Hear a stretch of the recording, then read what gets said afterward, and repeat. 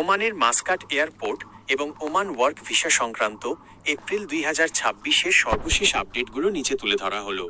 বিশেষ করে গত জানুয়ারি মাসের উচ্চ পর্যায়ের বৈঠকের পর পরিস্থিতির দ্রুত পরিবর্তন হচ্ছে। ওমান ওয়ার্ক ভিসা চালুর সর্বশেষ আপডেট এপ্রিল 2026।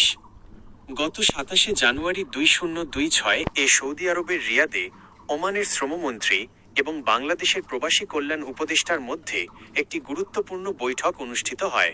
সেই বৈঠকের তথ্য অনুযায়ী ভিসা চালুর সময়সীমা ওমান সরকার আশ্বাস দিয়েছিল যে 2 মাসের মধ্যে অর্থাৎ এপ্রিল 2026-এর মধ্যে বাংলাদেশিদের জন্য ওয়ার্ক ভিসা পুনরায় চালুর প্রক্রিয়া শুরু হবে।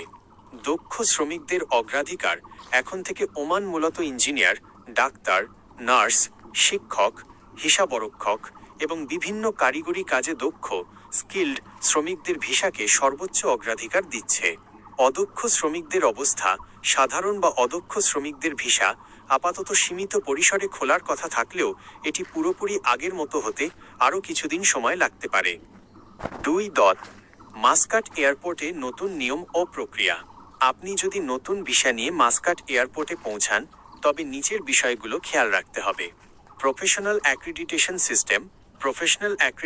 সিস্টেম 2026 সালের শুরু থেকে ওমান একটি নতুন নিয়ম চালু করেছে। বিশেষ পেশার যেমন ইঞ্জিনিয়ার, টেকনিশিয়ান কর্মীদের ক্ষেত্রে তাদের শিক্ষাগত বা পেশাগত সনদ আগে থেকেই ভেরিফাই করা থাকতে হবে। ভেরিফিকেশন ছাড়া এয়ারপোর্টে এন্ট্রি পেতে সমস্যা হতে পারে। ভিসা ডিপোজিট কাউন্টার যারা স্পন্সরের মাধ্যমে কাজ নিয়ে যাচ্ছেন তাদের স্পন্সরকে কাফিল এয়ারপোর্টের visa deposit counter original visa জমা রাখতে হতে পারে যদি আগে হাতে না পান। এটি মাসকাট এয়ারপোর্টের অ্যারাইভাল হলের কাছেই অবস্থিত। আইরিস এবং ফিঙ্গারপ্রিন্টিং মাসকাট এয়ারপোর্টে নামার পর আপনাকে চোখের স্ক্যান, আইরিস স্ক্রিনিং এবং আঙুলের ছাপ দিতে হবে। এরপর ইমিগ্রেশন অফিসার আপনার পাসপোর্টে ভিসার সিল দেবেন। পাসপোর্টের মেয়াদ মাসকাট এয়ারপোর্টে প্রবেশের সময় আপনার পাসপোর্টের মেয়াদ অন্তত 6 মাস থাকতে হবে। 3. কেন এই পরিবর্তন? ওমান সরকার তাদের অভ্যন্তরীণ শ্রমবাজার সংস্কার করছে এবং যারা ইতিমধ্যে অবৈধভাবে ওমানে আছেন তাদের জরিমানা ছাড়াই বৈধ হওয়ার সুযোগ দিচ্ছে।